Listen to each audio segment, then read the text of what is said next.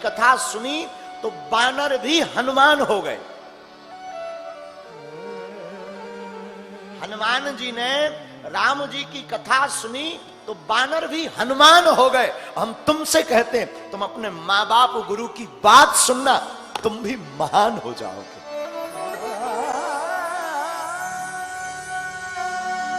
जब बानर हनुमान हो सकता है तो राजगढ़ के बच्चों बालकाओं तुम महान हो सकते हो। लेकिन महान कब? हम लोग माता पिता को तो मानते हैं, माता पिताजी की नहीं मानते। गुरुजी को तो सब मानते। अरे गुरुदेव, अभी गुरु पूर्णिमा आने वाली है ना 3 जुलाई को।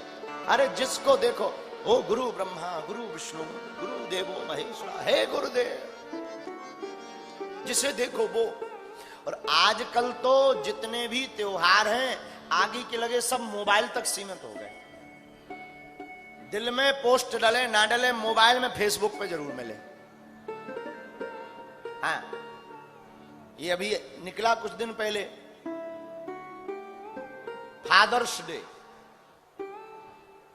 बजरंग बली बचाएं। बोले, हमने पूछा एक बच्चे से आज कौन सा दिन है? बोले गुरुजी हैप्पी फादर्स डे। हमने कहा इसका मतलब?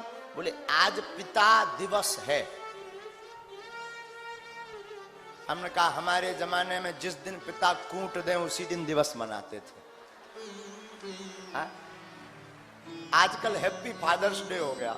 हमारे यहां फादर्स डे बड़ा गजब मनाया जाता है हमारे समय में। अरे भैया, एक दिन आपने माताजी को निकाल लिया, एक दिन पिताजी को, एक दिन गुरुजी को, तो क्या माता पिता गुरु का ऋण चुक गया?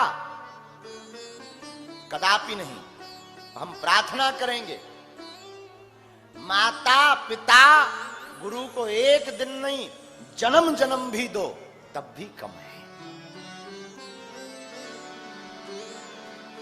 इसलिए हमारी प्रार्थना है, निवेदन है कि हम लोग भगवान को तो बहुत मानते हैं, भगवान की नहीं मानते। इसलिए राजगढ़ के पागलों, हमारी विनम्र प्रार्थना आप स्वीकार करो।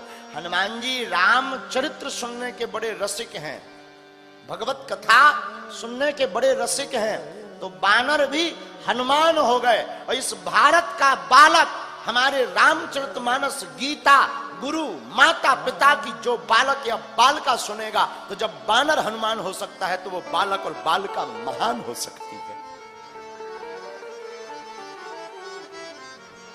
अभी हम दक्षिण भारत की यात्रा में थे 10 दिन पहले। हम कथा भी हम इस बार ना बहुत गैप हो गया हमारे जीवन में ना, हमें लगता 8-10 दिन से ज्यादा हो गया, तब जाके 8-10 दिन बाद हम कथा कह रहे हैं। वरना 2-3 दिन के बाद 4 दिन 5 दिन बहुत ज्यादा हो जाता है। तो 5 दिन बाद ना, पता है हमको भी आप लोगों की ऐसी आदत पड़ गई, मन कहने लगता 2-3 दिनों पे लगने लगता अब यार अब और तो सब ठीक है, अब कहीं साउंड लगवाओ, अब कुछ बाजा बज जाए, कोई कथा हो जाए। हम तो कभी कभी अपने जितने सुन रहे हैं ना, कभी कभी अपने हनुमान जी से कहते कि हे बालाजी, कभी प्राण भी आए ना तो तेरे गीत गाते जाएं।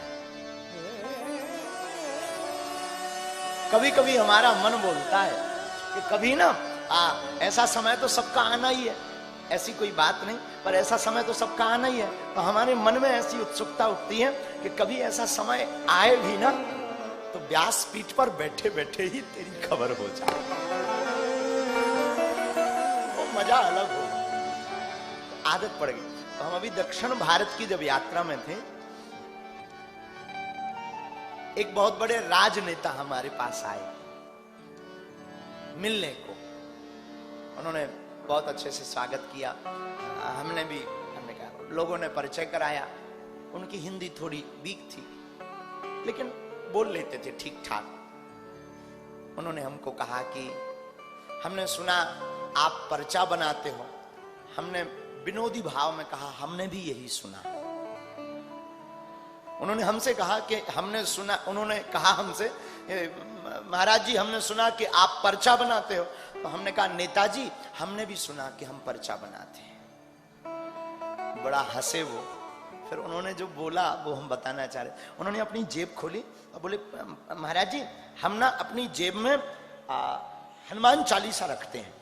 उन्होंने जेब से हनुमान चालीसा निकाला और बोले हम ना अपनी जेब में हनुमान चालीसा रखते हैं। और फिर दूसरा निकाला, हम अपनी जेब में हनुमान जी का चित्र रखते हैं। हमने कुछ नहीं कहा, हमने कहा बहुत अच्छा है, हाथ जोड़कर हमने उनको अभिवादन किया। लेकिन जब वो चले गए तो हमारे मन में एक बात कौतुक की जो हम तुम्हें सौंपना चाहते हैं। हमने कहा भैया जेब में हनुमान जी तो बहुत रखते हैं, हनुमान जी को तो दिल में रखना चाहिए।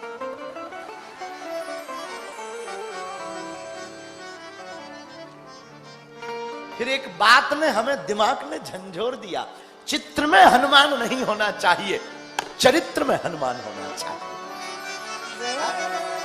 और भारत के लोग हनुमान जी को सिर्फ चित्र तक सीमित किए हैं, मंदिर तक सीमित किए हैं, केवल पूजा तक सीमित किए हैं। मैं भारत के लोगों से कहूंगा तुम्हें महान बनना है तो हनुमान जी को हमारे चित्र में नहीं अपने चरित्र में उतारो। हमारा हनुमान चित्र लायक नहीं है, ये इसका चरित्र तो चरित्र लायक है। कोई इसके चरित्र को पढ़े तो अरे साहब हनुमान चालीसा पढ़